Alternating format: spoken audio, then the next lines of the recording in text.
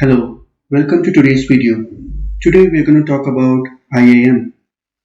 As you're aware that cloud security is the highest priority for any cloud service provider. Similarly, AWS do not compromise on their cloud security and have introduced various security services to carry out, like IAM, Key Management System, AWS Cognito, and Web Access Firewall. In today's video, we are going to talk about IAM. AWS Identity and Access Management is a web service for securely controlling access to AWS resources. It also enables you to create user and control services for user authentication or limit access to a certain set of people who use your AWS resources.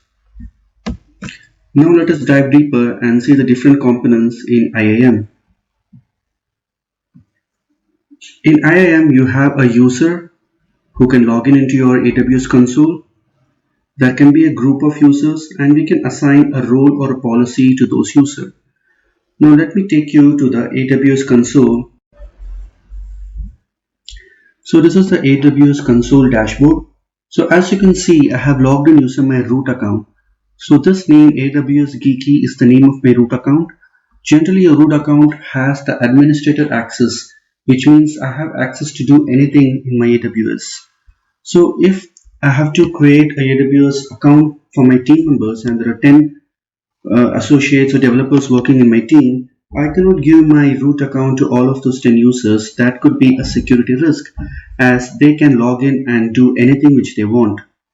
So the ideal use case or the ideal scenario, what I would like to do is I would create a separate user account or separate user credentials for those developers so that they log in with their respective user ID and password instead of logging them through the admin credentials. So generally in your company there will be an AWS admin who will have the AWS admin access, and all the developers in the team will be having the developer user credentials, and they will log only through their developer user credentials, which will have limited access. So they won't have access to all the services. They will just have limited access, which is very closely related to the area of work. So let us first see how to create a user.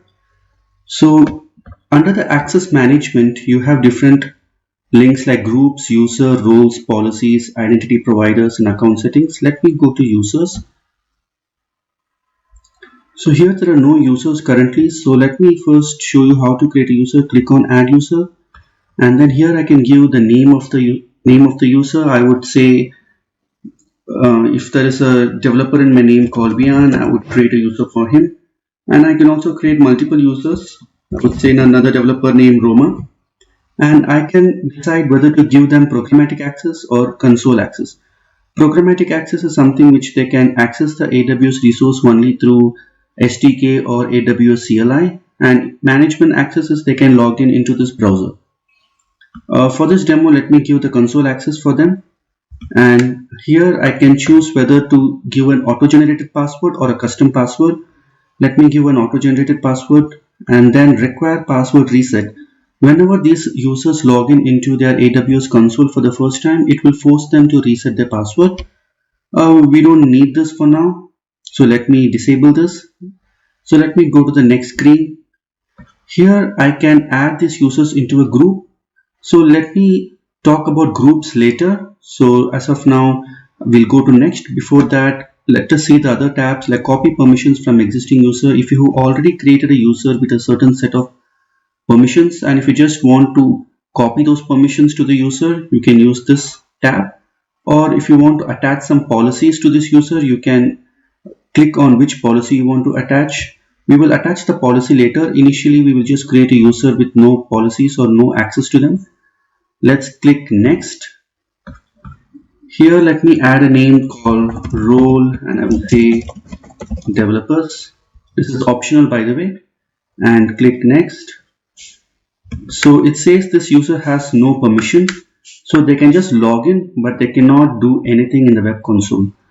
So that's what we need for now. So let me go ahead and create the users. So we have created two users.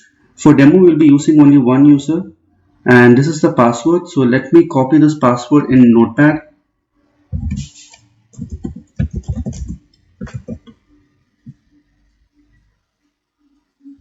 Now let me create a new incognito window and try to log in into this AWS account. Let me copy this URL and open an incognito window in my Chrome browser.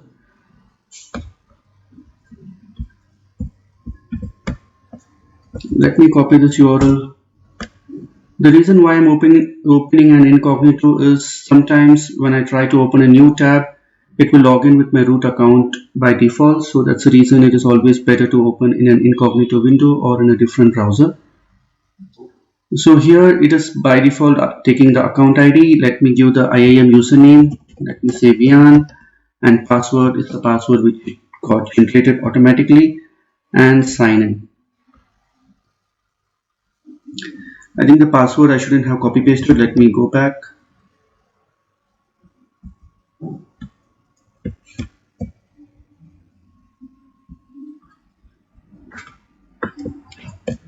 I think instead of password we copied the URL. So let me copy the password and now try to sign in. So now that we have logged in using this user, we shouldn't have access to read or create anything. So let us test that. Let me go to my S3 and see if I can create any bucket.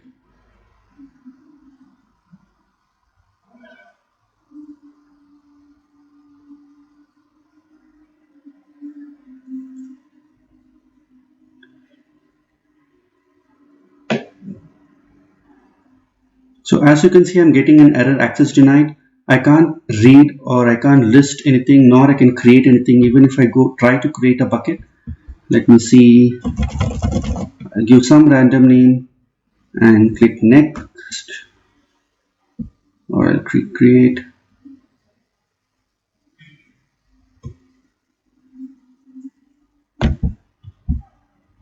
See, it's not allowing me to create anything. So with this access, I can't do anything rather than just viewing my AWS console. It will not allow me to create or list items or anything. Similarly, let me go to EC2 and see if I can see the list of EC2 instances which are running or which are terminated. Running instances.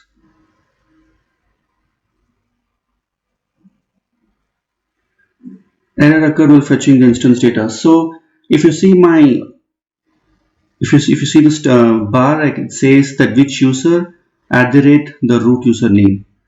So the user Vian is logged in and the root user is Vian-AWS-Geeky. So let us go back to our root and try to give some access to this user so that I'll be able to do some operation which is closely related to my business. So let me go here and go back, click this, or I can click this. So here it has add permissions. Let me click this. So inside add permissions, let me go to attach policies. Policies are something which I'm authorizing this user to do. So since there are currently no policies attached, it is not allowing me to do anything. So before we create a policy, let me first add this to a group. So what is a group? Group is like a collection of users. So suppose there are like 50 developers in your team. It is not possible to create 50 users and attach the roles and policies to each user independently. Rather, you can create a group and put all these users under that group, and you can attach any role or policy to the group that will be affected to all the users within the group as well. So let me create a group called developers and then click next. I won't attach any policy now, so let me go to next and then create policies and attach the two users which we have just created in this group.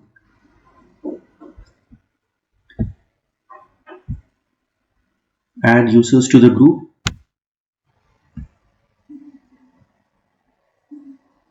So here I can see both the developers which we just create. So let me select all and click on add users.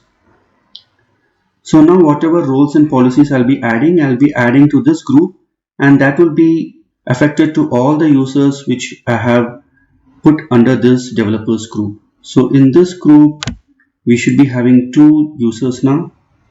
So let me go to users and let me refresh the screen. Yeah, so you can see it has been reflected here. These 2 users are under the group's developer. Now that we have created a user and a group, now let me attach a policy to this group instead of attaching it individually to each user. Let me click this, and here it says attach policy. So let me click this attach policy button and let me see which policy I have to attach. So let me attach Amazon S3 full access and click attach policy. So now these users have full access to S3, but they don't have access for any other services. Now let us test this. Let me go to my another window. So let me refresh the screen. They should still be seeing the same message in EC2 as we haven't given them any access to do anything in EC2 screen.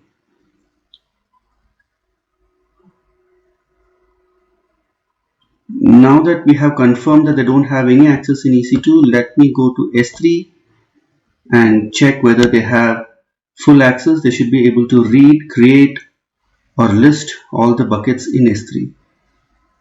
So previously we got an error message here. Now we are not getting anything. Let me test by creating a bucket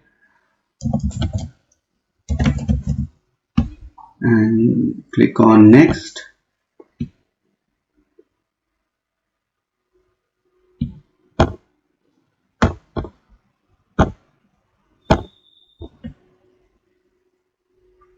Alright, so this works. So we have attached a policy to a group of users.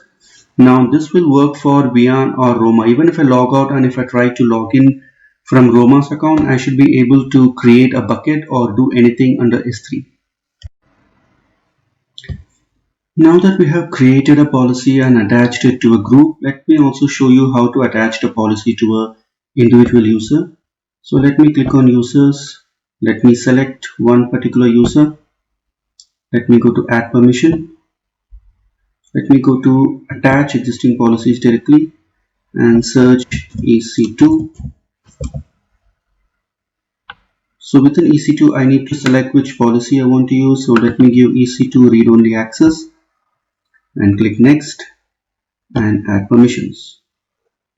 So now if I go to the summary, Vian has 2 policies. One is EC2 and then one is S3 full access. S3 full access is assigned to the group, whereas EC2 is attached only to this particular user and not for the another user called Roma, which is directly in the group.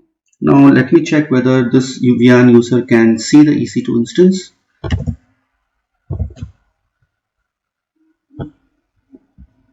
So let me go to EC2 now. Previously it was showing an error message. Now it should not show that for us. So running instances. Yeah, as you can see the error message is now gone because we have read-only access. We can view everything but we cannot start or create new instances. So guys, this is how you create a user, you create a group, you attach a policy to a user or a group of users. Now you must be having a question, can we assign a role to a user? Well, it is not directly possible that there is a way out for that. So let me go to the roles. Ideally you can assign a role to an AWS resource directly, but you can't assign it to a user. But if you want to do that, there is a way out. So go to the roles and then select the role which you want to assign. So click on, suppose if I want to assign this role to the user, click on this, and then there is something called trust relationship. Click on this tab and click on edit trust relationship. Here you will see a JSON file. In this JSON file you will see something called principal. Now a principal could be anything. A principal could be a AWS resource, or it can also be an user. So here the principle, if I add the user names IAM ARN number, I'm sorry, so if I copy the ARN number of that particular user, I can directly attach this role to that user. So how can I find the ARN number of that user? So go to IAM.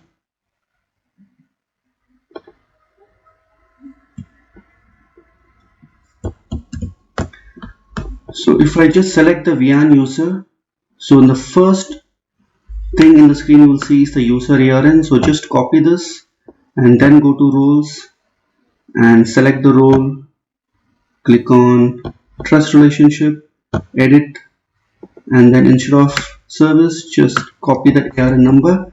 So this is how you attach a role to the particular user, but ideally this is not a good practice because the role is basically assigned to a AWS resource. Like for example, your EC2 instance, and from EC2 instance you need to access your S3 bucket. So in that case you assign a role to the EC2 instance so that it can access the S3 services, but we generally don't assign a role to the user, we just assign a policy to that user. But if you want to do it for any case, this is how you do that. Now if I click on update trust policy, alright, so this should not be service, so let me check what should this be. So instead of service it should be AWS, and now let me click update. Yeah, so it is done. So this is how we directly assign a role to a user, but ideally let's avoid doing this in real-time scenario. Let me delete this role now.